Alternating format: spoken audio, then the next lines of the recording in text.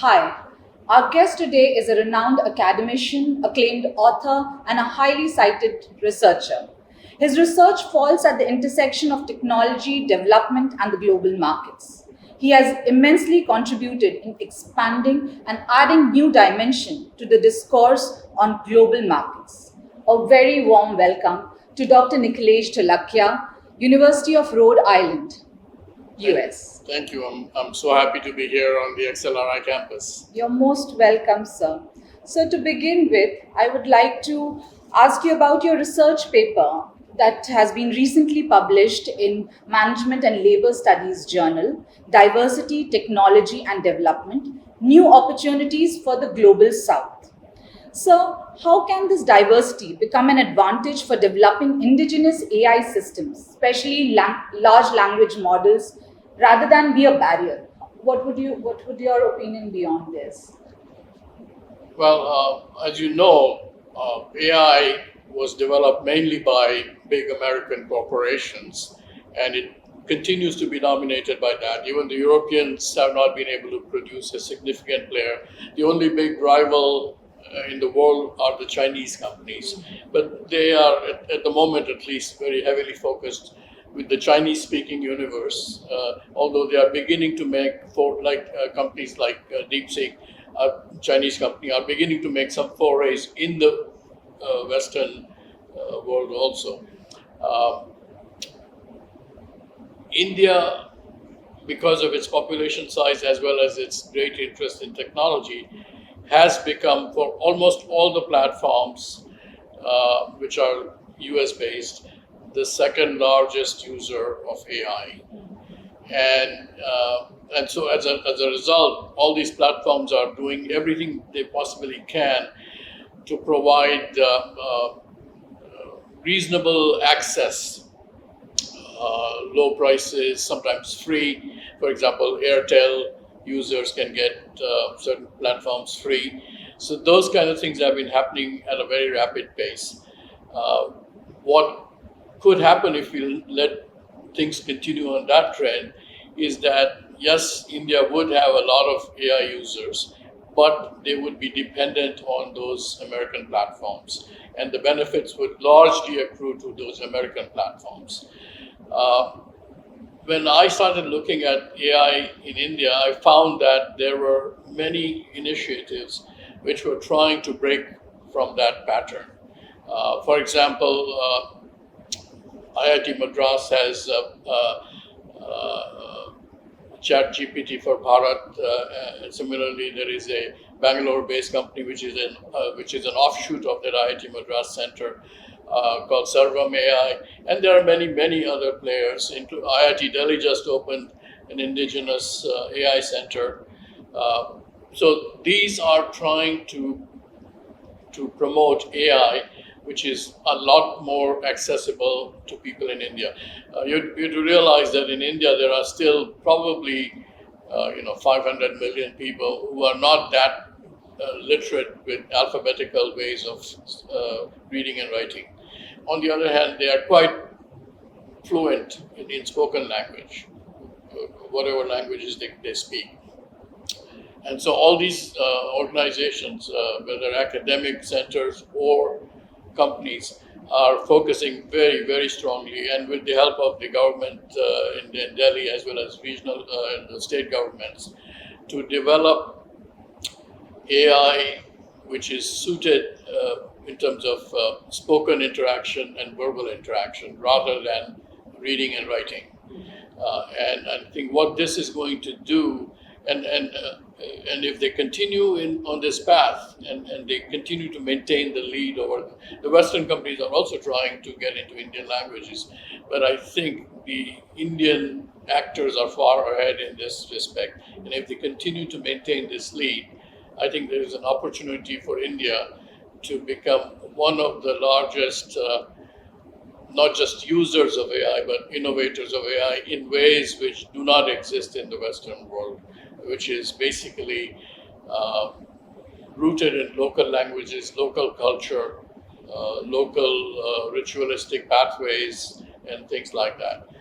So I see a great opportunity, not just for India, but other countries which are multilingual, such as, for example, Nigeria or South Africa. So these countries will also benefit if if they follow the path that India has already embarked on. And so, what kind of research opportunities do you see in this? I think this research would be at the intersection of technology and management. So, what kind of research? Yeah, I think the technology people are already there. For example, the IIT Delhi Center, which just opened even towards the end of 2025, is based in the Department of Electrical Engineering. But I am sure the management and business researchers can pitch in. For example, what they are trying to do is work with not just the official 22 Indic languages, which are recognized by the Constitution in India, but also with languages such as Bhojpuri and Bhil and many of the tribal languages. And I think what the management and business researchers can do, they can spread out and do ethnographic studies in these areas, which will then feed into as well as develop further the models that the technologists are developing. The technologists obviously are good at understanding the technical structure of how to take a local language and convert it into a technology-based interaction. But they are obviously not trained to get into the cultures, the ethos of the local communities. And that's where I think the business and management researchers can come in. Absolutely. So moving ahead to the special issue that you are co-editing for Management and Labor Studies, the special issue titled Theory Building in Administrative Sciences, Art and Craft. So I would like to know, what are your expectations from the authors? What kind of papers are you expecting in this area? And if you could throw light on what does the topic suggest? What do we want to discuss? The discourse that we want to discuss in this special issue. Yeah. So basically, when people in the management disciplines or administrative disciplines, with many of them, for example, media studies or even nursing studies or many of such disciplines, or even law, when they do research at the doctoral level, they are very often using the method of research which is called finding the gap and filling the gap. That means that they look at the existing theoretical structures, existing empirical work, and try to find where the gap is, and then they focus their research on that. My co-editor and I, our focus is not so much on gap filling, but and that kind of research is called in the context of justification. Okay, so what the people are trying to do, researchers, is find the gap, do the research, and come up with findings which will fill the gap. And they say, okay, we have advanced the knowledge in this area by a delta amount, by a small amount. Okay.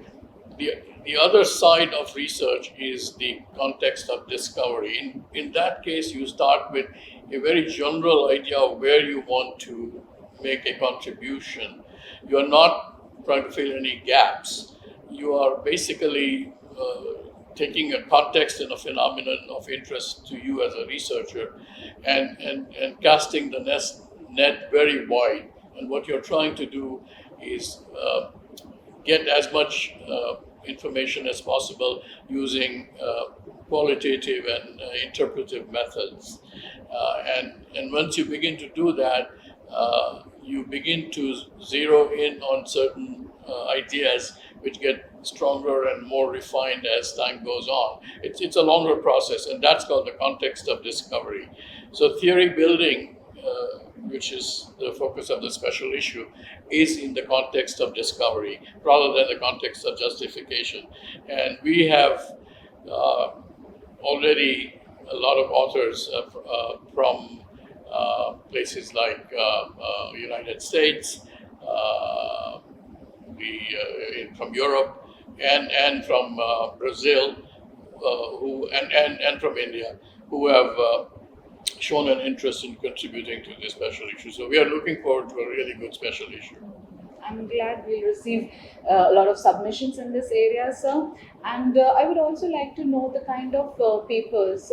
Are you expecting qualitative papers, more conceptual papers? Yeah, there will be qualitative and conceptual papers, yes.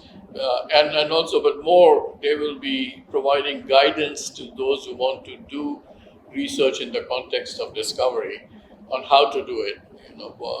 So there'll be alternative methods which will be put forth for the readers and researchers of this special issue, which are, in any case, whether you look at in India or the global south or even in the West, we do not have a concentrated availability of such knowledge. And so the MLS special issue would be definitely a bit of a pioneering effort in this regard. Absolutely, sir.